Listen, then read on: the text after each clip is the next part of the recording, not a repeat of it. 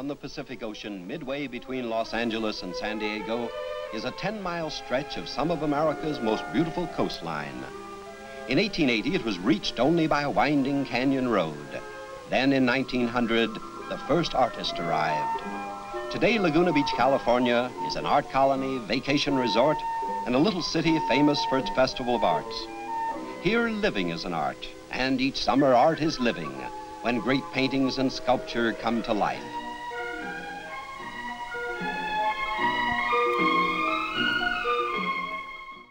At the turn of the century, the quiet was disturbed only by the splash of the waves. Then began the splash of paint on canvas. It's art in action as painters and craftsmen stage their annual Festival of Arts with its nightly highlight, the Pageant of the Masters.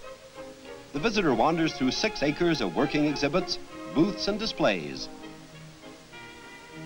The adult artist passes on his knowledge to the children. Each day, there are free-for-all classes for the small fry. The pint-sized Michelangelos are furnished equipment and smocks and encouraged to express themselves in color and line. If the result is more color on the face than on the paper, who cares? Was Rembrandt neat? Later, these uninhibited masterpieces will be on display. Parents love these classes. While Junior and little sister learn something, Mother and Father are free to explore the hundreds of other displays.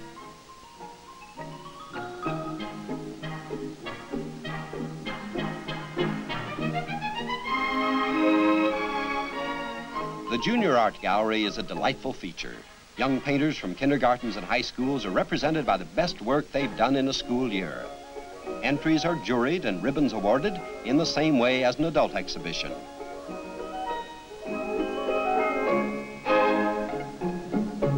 Sorry, but they're not for sale, as Bob Hope found out when he tried to buy one. A famous artwork comes to life. A print of the original is studied, props and background are painted to scale. The original here is La Benedicite by the 18th century French artist Chardin. These workers must bear in mind at all times that every prop and background must be in relation to the size of living models who have been cast to portray the characters in the painting.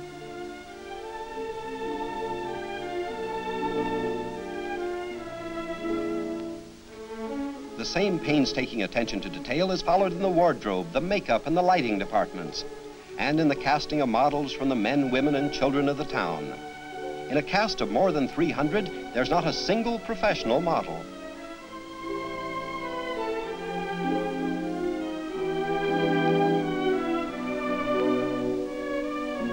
From months of work, the finished, living picture.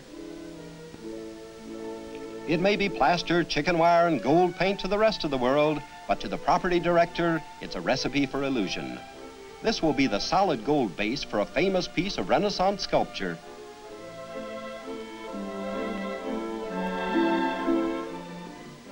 Backstage at Irvine Bowl, more than 600 Lagunans work for months to bring a unique production to an annual audience averaging 100,000.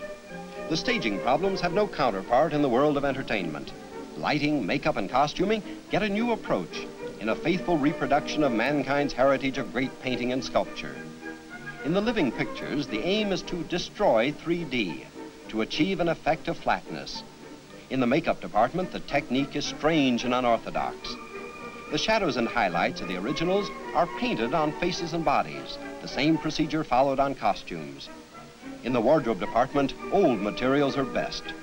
Cast-off curtains and all the bits and pieces thrown out of Laguna's attics are dyed and painted to emerge as facsimiles of the costumes of the masters from Leonardo to Maxfield Parrish. As to actors and actresses, here's the only show on earth where you can be a star if you can hold still.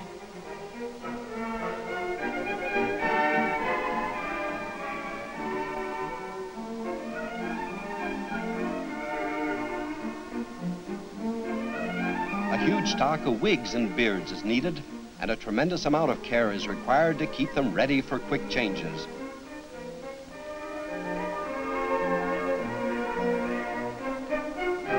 The backstage visitor is likely to be both amazed and amused. Often he sees only half a costume, half a wig, half a beard, half a makeup. This model knows that only half of him is really needed. Many of the models learn to apply their own makeup.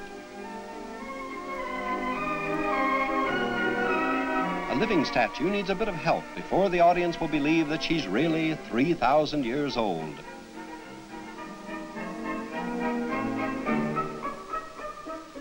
Under the proper lighting, those long black velvet gloves give the illusion of missing arms to the Venus de Milo.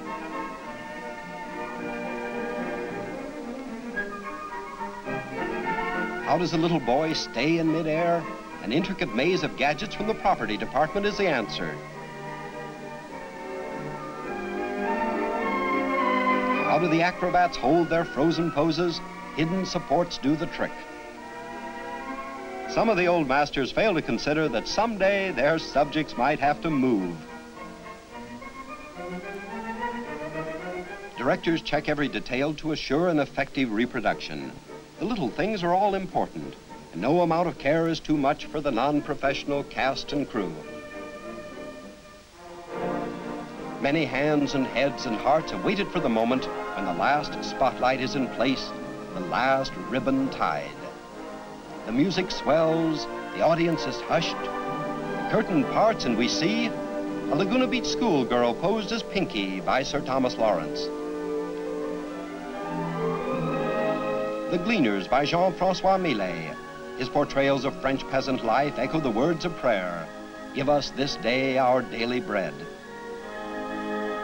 A religious work of the early Flemish school, Adoration of the Magi by Hans Memling.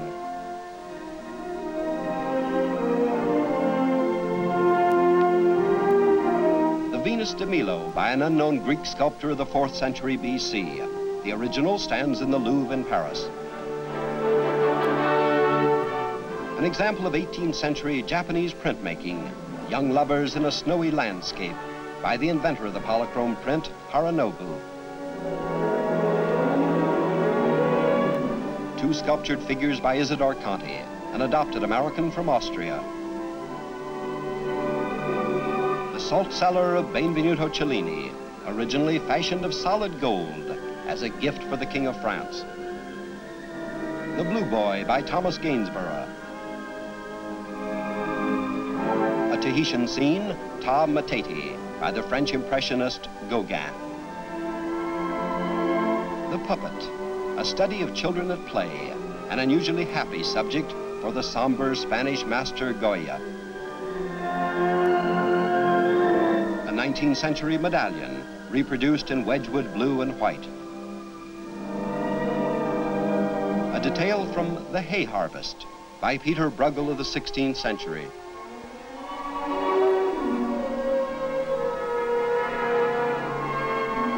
Out of Greek mythology, Actaeon and Diana by Paul Manship.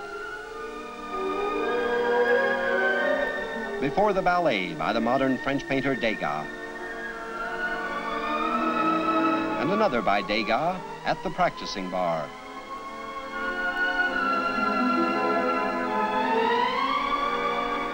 From the original Flemish primitive by Jan van Eyck, Virgin with Saints. The Dancers, a living recreation of the lyrical sculptured figures by the American artist Harriet Whitney Frismuth.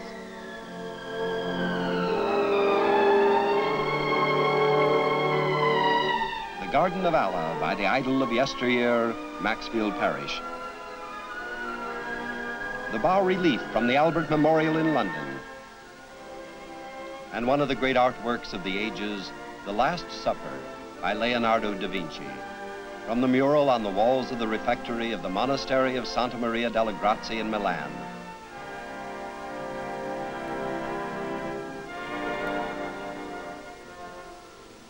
Laguna Beach, California, a community that represents the triumph of devotion to a common interest. A town that thrives on friendliness and fun, where art is the whole town's hobby.